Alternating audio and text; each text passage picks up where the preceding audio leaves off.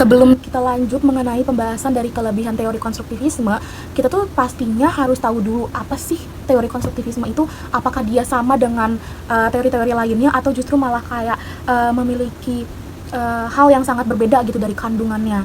Nah, sebelum itu kan konstruktivisme itu kan juga merupakan suatu teori yang dimana kalau misalnya kita ketahui teori itu juga tentunya memiliki para pemikirnya. Jadi kayak teori itu pasti tercipta dikarenakan adanya sebuah pemikir dari teori tersebut.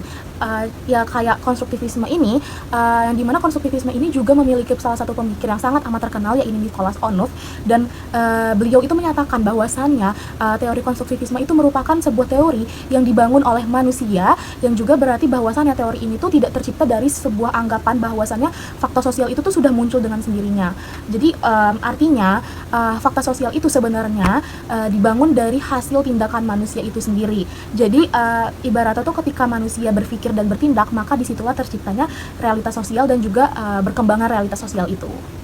Oke, selanjutnya kita masih berada dalam pembahasan untuk mengetahui lebih lanjut mengenai teori konstruktivisme ini. Nah, apakah teori konstruktivisme ini memiliki kesamaan dengan teori-teori hubungan internasional lainnya atau justru sangat amat berbeda?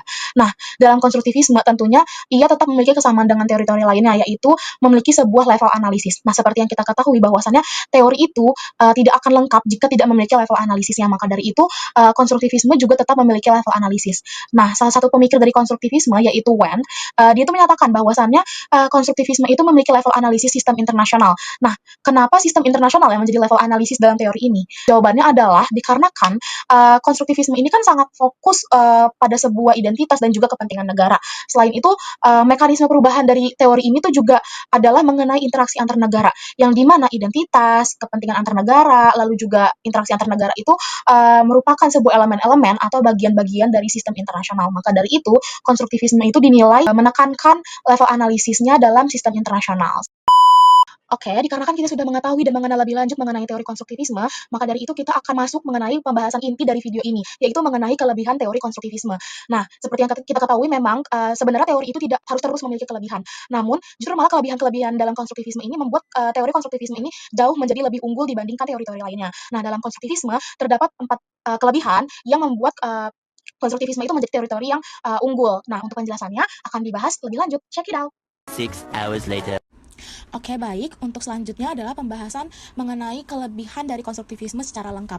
Untuk yang pertama yaitu seperti yang kita ketahui bahwasannya dalam konstruktivisme manusia dan masyarakat itu merupakan elemen yang saling membentuk satu sama lain. Yang dimana salah satu pemikir konstruktivisme yaitu Nicholas Onuf, dia itu menerapkan teori dari Anthony Giddens, yakni teori mengenai structuration atau strukturisasi, yang menjelaskan bahwasannya tidak ada dominasi yang signifikan dari sebuah agent ataupun struktur dalam dunia ini. Yang dapat kita simpulkan juga bahwasannya jika ada aktor, maka aktor itu akan membentuk sebuah sistem, dan jika ada sistem, maka sistem itu akan membentuk sebuah aktor. Dan fase ini diterapkan dan dilakukan secara berulang-ulang.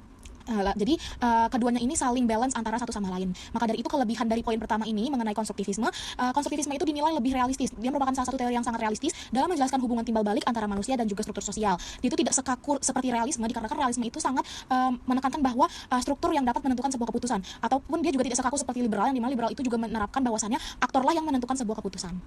Untuk kelebihan yang kedua, konstruktivis itu dinilai sebagai salah satu teori yang unggul dikarenakan ia mampu memusatkan perhatiannya pada aturan sebagai pembentuk realitas sosial. Jadi, konstruktivisme itu merupakan salah satu teori yang sangat amat mampu untuk menjelaskan bagaimana norma, aturan, nilai, dan juga budaya dalam menciptakan pola perilaku internasional. Di antara teori-teori lainnya, konstruktivis itu menjadi salah satu teori yang paling unggul dalam menjelaskan keempat elemen tersebut. Sementara, elemen-elemen tersebut adalah sesuatu hal yang sangat amat sulit untuk dipahami, terutama dalam teori-teori materialis. Selanjutnya, untuk kelebihan konstruktivisme yang ketiga, yaitu konstruktivisme itu menekankan bahwasannya bahasa bukan hanya sekedar representasi, melainkan bahasa juga merupakan sebuah tindakan. Jadi, Nicholas Onuf telah mengadopsi kritik terhadap filsafat bahasa, terutama dari Wittgenstein, yang dimana dia telah menguatkan gagasan bahwasannya words are deeds. Jadi, ketika kita menyebutkan sesuatu, menetapkan identitas, membuat sebuah klaim, dan membangun narasi, kita juga dapat mengubah realitas sosial dalam dunia ini. Contohnya, seperti ketika kita menyebut suatu wilayah sebagai milik kita, maka hal tersebut akan membentuk sebuah realitas sosial dan juga realitas politik.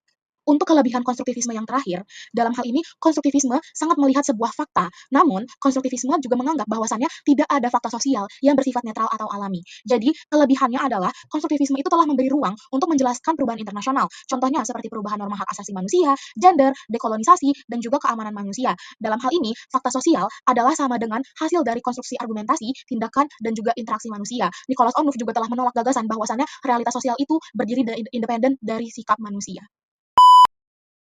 Baik, untuk pembahasan selanjutnya, yaitu mengenai perbandingan atau perbedaan teori. Seperti yang sudah saya jelaskan selama dalam video ini, bahwasannya saya telah mengambil teori konstruktivisme. Namun, untuk menyelesaikan pembahasan teori ini secara lebih detail, saya memerlukan sebuah perbandingan dengan teori hubungan internasional lainnya. Maka dari itu, saya memutuskan untuk mengambil dan membandingkan teori konstruktivisme dengan teori English School atau mazhab Inggris. Oke, untuk membandingkan kedua teori ini, yaitu teori konstruktivisme dengan teori English School atau mazhab Inggris, tentunya terdapat beberapa aspek-aspek utama yang menjadikan adanya perbedaan di antara kedua teori ini. Untuk aspek yang pertama, yaitu mengenai aspek kemunculan teori. Jadi, konstruktivisme itu muncul dikarenakan adanya pandangan bahwa realitas sosial itu dibangun oleh manusia melalui sebuah tindakan, bahasa, dan aturan. Yang dimana realitas internasional itu bukan ditemukan, namun realitas internasional itu dibentuk atau terstruktur. Nah, sementara teori English School itu berangkat dari sebuah realitas yang sudah terbentuk sejak awal, terutama masyarakat dan juga negara yang hidup dalam sistem internasional. Nah, realitas internasional itu dinilai tidak dibangun dari awal oleh tindakan sosial sehari-hari.